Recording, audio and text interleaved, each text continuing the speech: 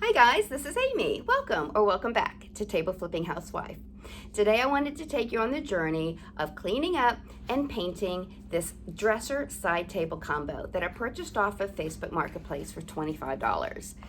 They looked so pretty in the pictures, and even when my husband and I picked them up one evening, they looked great. Good structure. I thought the structure of them was rather pretty, the design and whatnot. Very heavy pieces. And I could tell immediately they weren't wood, which is fine. I could tell they were some sort of press board MDF, very, very heavy. So we got them home, and it wasn't until the light of day that I realized how much prep these two pieces were going to require.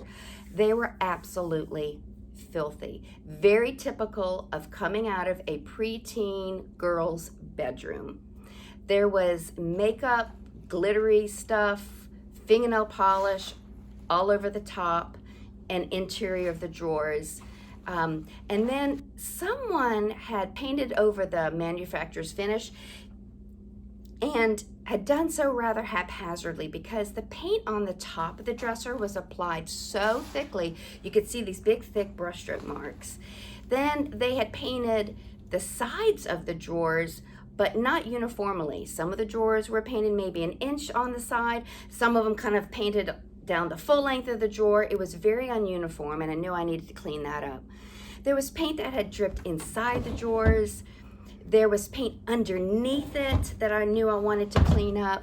They had even painted the interior cabinet space of the side table, but not completely. So almost all of it had been painted on the inside. It was just, I could tell I needed to clean and sand this very well. So I got started by cleaning it with some Krud cutter. I sprayed it down, rubbed it clean with a rag, then I rinsed it with clean fresh water to remove any of that Krud cutter residue. And then once it was dried, I got busy sanding and sanding and sanding and sanding and sanding. I started with the drawers. I worked with my Surfprep to sand the paint off the sides of the drawers. Then I had inside the drawers where the paint had spattered inside. I also sanded the interior space of the cabinet of the side table to remove all of that. Good thing I have a Surfprep because the corners of the Surfprep got into all the corners and crevices of that easily. I even removed the ball feet so that I could then sand and clean off the paint that was even underneath it. I just like all sides of my pieces to be uniform and clean, so I did that too. Now the base of the dresser was out in the garage because it was so heavy. So I got my rotary sander and I used that to attempt to sand that rough paint on the top smooth. And I realized it was going to take way too long. So begrudgingly, I pulled out some paint stripper, applied that to the top, and then because I wasn't thinking, even applied it to the sides. Now the top came off great. But the sides, I don't know why I did that.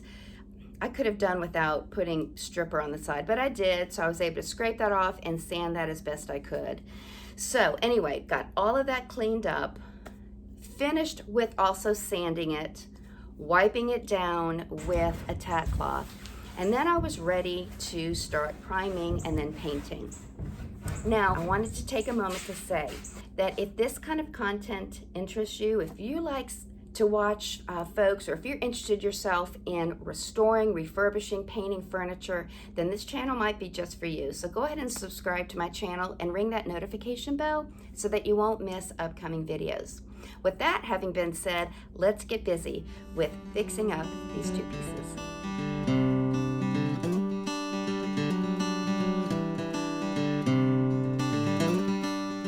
I was getting ready to start priming when I remembered I needed to fix the drawers.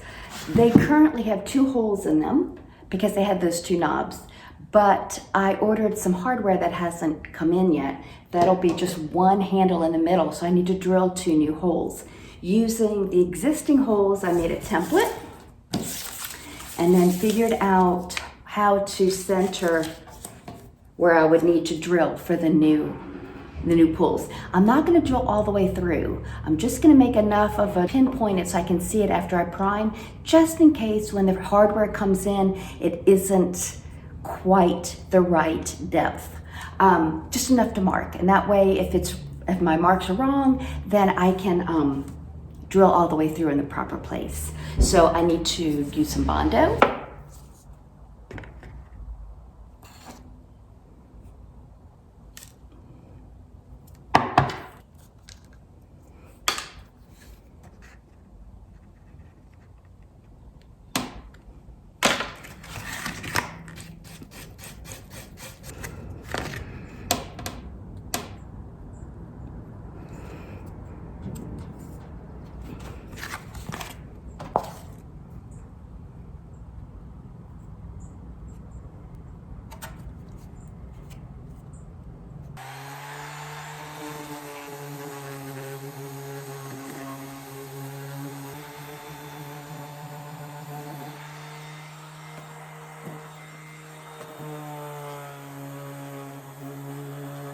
I am using Kilz Restoration Primer for the first time because I do want to spray it.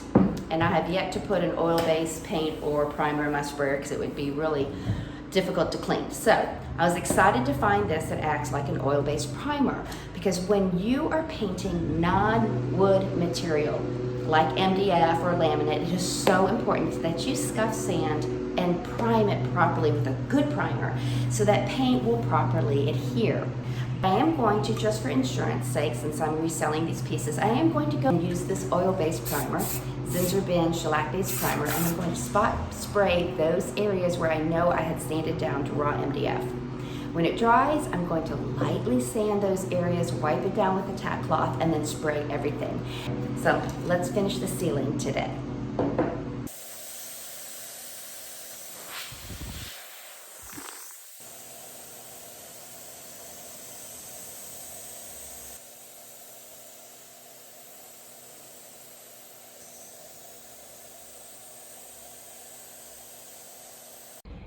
Alright guys, this is 2 coats of sprayed restoration primer, and as you can see, the green from the original paint job, even though most of it was sanded away, is still poking through, and I don't know if that's a bleed through or if it's just that the primer is sheer and you're still seeing the green paint underneath even though I've primed twice. I don't know. I have sanded it down lightly with 400 grit sandpaper. I've wiped it down with a tack cloth, and I'm getting ready to spray a 3rd coat of primer. Jury's out on the restoration primer. I don't know.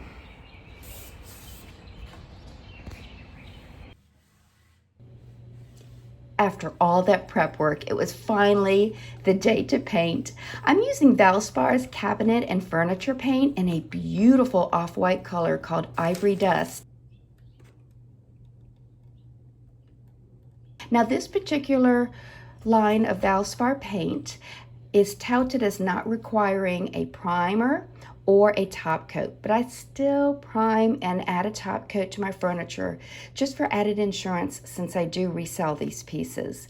Now the paint has a very durable finish when it's completely dried and cured, but that curing process does take 4 weeks. So you'll notice that I add something to the paint when I spray my 2nd coat to give it a little added protection, but you'll see that momentarily.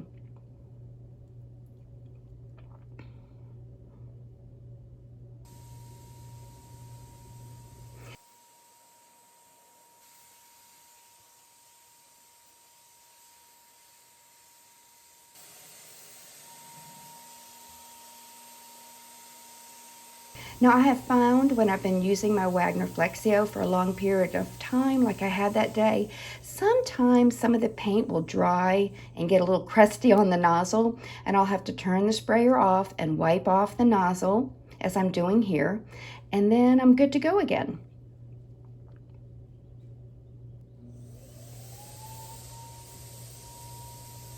Now watch how this goes on. Seriously, guys, I could watch this all day. I know I'm a paint nerd, but look at that.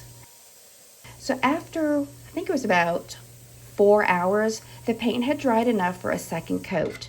So I'm getting ready to spray that 2nd coat of paint, but you'll notice I'm adding some polyurethane to it. I think, in fact, I added half polyurethane, half paint to my sprayer. Now, because this paint takes a full 4 weeks to fully cure, I just wanted to add some polyurethane. In fact, it was advised by a fellow painter, so that the furniture has some added protection in those 4 weeks.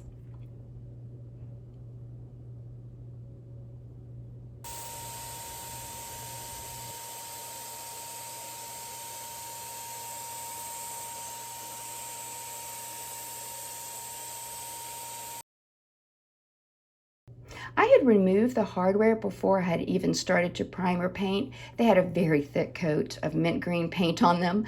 So I've boiled them here in equal parts water and vinegar. That loosened the paint enough that I was able to scrape it off. Now I did use Barkeeper's Friend and a little bit of steel wool to scrape off what remained. Once they were completely cleaned and dried, I spray painted them with some semi-gloss spray paint. And once that dried, I went ahead and reassembled the hinges and that little cabinet door. When I purchased the pieces, 2 of the drawer glides had come unattached. They were inside the drawers. And here I am replacing the drawer glide. I did also have to replace the drawer socket, which is what I'm putting on right now.